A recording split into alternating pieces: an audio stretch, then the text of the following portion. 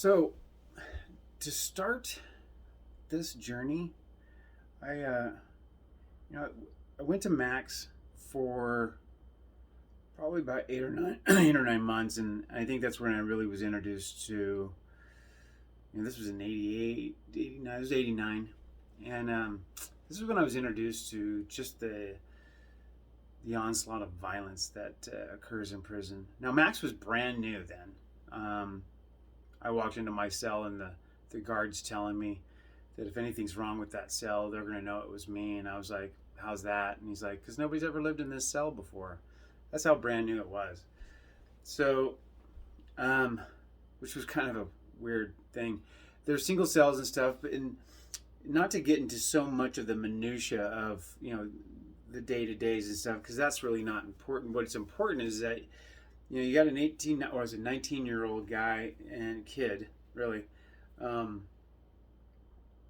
and it's like the reality is setting in right now because I'm surrounded by different sounds, and it was pretty crazy. I remember watching a guy wrap a razor blade around a toothbrush, walk up to some other guy at a table and pull his hair back and slice his throat. Welcome to prison. And so I kept my head down. I did my thing. We were very much segregated between all the tiers and stuff like that, or whatever. Which just I was starting to. This is where I learned that I need to try to survive. That's the first thing that went through my head is I need to survive this so that I don't become what it is that I just saw. I have to do better. I have to be better. I have to know what that looks like. Sadly, guys, though, I wasn't at a place to figure that stuff out, so I was still a knucklehead. I didn't do anything really with myself or my time for the first, I don't know, maybe 5 years. And that's just the truth of the matter. I really just didn't, I went and did the Max thing for a while, and God, that was insane. Heartbreaking in seeing the people and stuff like that. Where when I say heartbreaking, it's like when you see fathers, grandfathers, brothers, dads, and you see how broken they are because they realize, because you're not getting any lower than this, when they realize that somehow, some way, there was a moment when they chose whatever it is that they did over those they say they value. And I believe they value them. But at that moment, something else took over. Either it be drugs or getting in fights or jealousy or pride or ego or whatever those things are. We all know about them. So the regret, the shame, the phone calls that end with boom, because they know it's on them. And so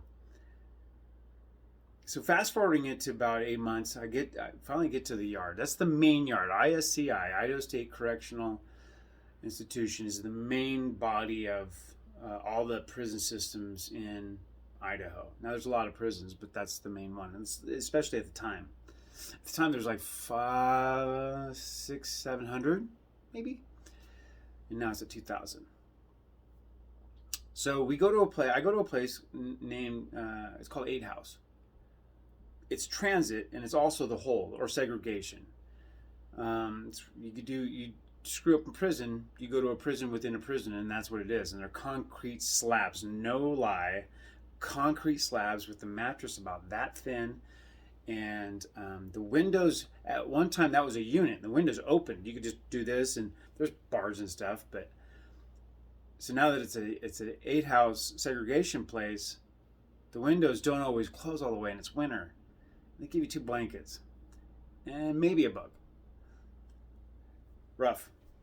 So you're already in your head already. I didn't have a clue what to expect. So I'm in transit because there's no beds open. And it's so insane, the sounds when you're on a tier smashed together cell by cell by cell, and there's nothing to do, and your doors are locked 23 hours a day. You get 1 hour out, and everybody is going through their stuff. And those guys are there. They have come from the yard. They have done something wrong.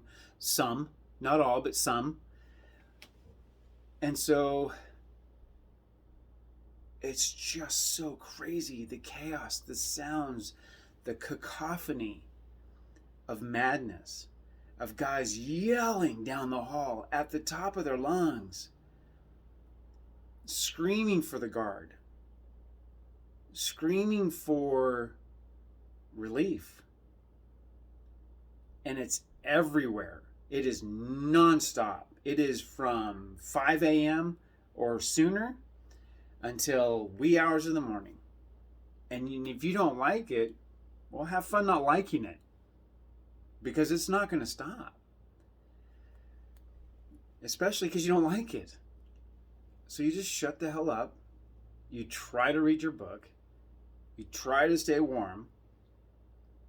And you try to focus on, what's this going to be? What's this going to look like?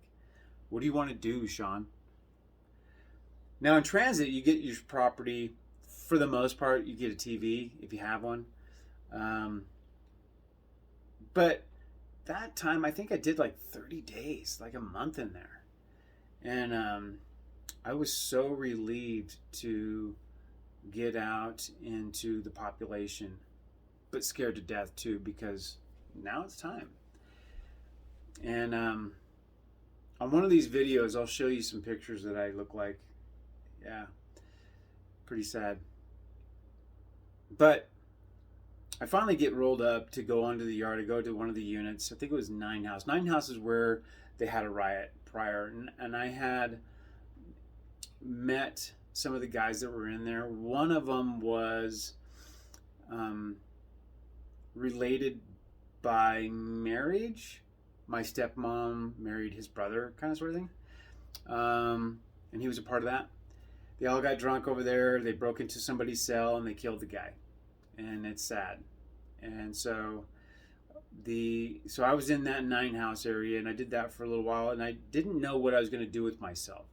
And so the thing I walk into is that nobody knows me really, and I don't know my place. I don't know what to do. So some of the old timers, some of the older guys, kind of took me under their wing a little bit, simply because I guess they took a liking to me for whatever reason. I know one of them knew Will, which was my I guess step uncle, you could say, really. And he'd been around for about 15 years and stuff. And so he so there were some guys that they had their little underlining motives.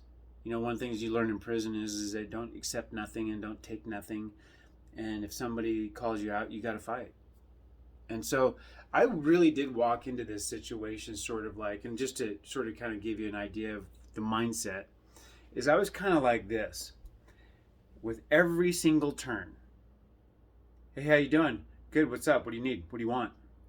That was kind of the steps forward. And eventually they'd be like, dude, nothing. I'm just saying hi. And one dude asked me, hey, Knight, those are some nice shoes. And I'm like, yeah, take them. And he's like, what? That's what I was groomed into doing. I was like, oh my God. And he's like, okay. And I'm like, that's when I kind of realized, dude, slow down. This is not what you have built. I mean, make no mistake, it is crazy, but not. You have to gauge that. And so at 19, now 20 probably. And so that was probably about 92, 91, 92. And so I'm sort of feeling my way out. Now, I go to the gym and I start to sort of learn and see what that looks like. And I kind of make a decision that I'm going to be the gym guy. I'm gonna get involved in the gym stuff because that's gonna get me out of my cell. It's gonna get me to where I'm doing something, staying active, and I'm basically gonna get interactive with people. And some of the old timers would tell me, he's like, listen, careful, don't thin yourself out. Don't get to where you know everybody and everybody knows you and you're the dude. Don't do that. Because that's kind of, coming from high school, that's kind of what I was walking into. And so I geared it way back. And it started, like I said, started getting into some of the sports and stuff. And I'll talk about that. Now, I want you to understand is that the things that you're missing, I guess, on that picture is being in my cell. Obviously I have a cellie, and I don't remember really having any really bad cellies. I've had a couple of, like, right before I got out, but I remember thinking about, what in the hell are you going to do to unwind all the bad that you have done? Because this can't be it. Now, that's a hard, deep, giant conversation to have with yourself when you're 20. And so, but it was necessary. And so I shared that with you because that was kind of my first step forward in understanding that I don't know what I'm going to be doing right now. I mean, I'm still kind of a shit stick in the sense that, I'm not giving it a lot of thought of what it looks like down the road when I get out. I mean, I just got 25 to life. 25 fixed means you're doing 25 years in prison, period. I'm thinking about, I'm going to have to make this my home, and this is going to be my home, and I don't know where to land. I just know that I want to be able to have some semblance of what I'm going to do that's going to make this normal for me. But I always had that sort of tap on the shoulder. And I'm a Christian by heart. I love God to death. I think that he had my back the whole time I was down. And this was one of the areas where you get this little tap on the shoulder and like, what? Just saying you can do more. Yeah, I know. And I really didn't pay attention to that at the beginning. Every once in a while I'd be doing something, playing pool, because they had pool tables in the gym. Tap, tap. Yeah, I know. But I did know that I needed to take some steps. I needed to take some steps towards getting out of this giant fucking hole that I'm in. And you look up and it's just, you could see a pinprick of light. Pinprick. And the walls that surround this place are slippery and jagged, messy, wet, slimy, smelly, underneath your house kind of giant tunnel or well. And I gotta stop climbing. I gotta start climbing this thing right now. And so I started to really get involved in the sports and things, and again, this isn't going to be that conversation because that's a pretty solid journey too. But to sort of set the tone, I got to get a job, and so I start to figure that out. And in prison, you make up to 10, 20, 30 cents an hour. So obviously, you're not making a lot, but it gives you something to do. And it puts a little bit of money in your pocket so you can buy some coffee and stuff. So that's important. It really is. But the thing that I want to walk away today with, guys, on that is the fact that,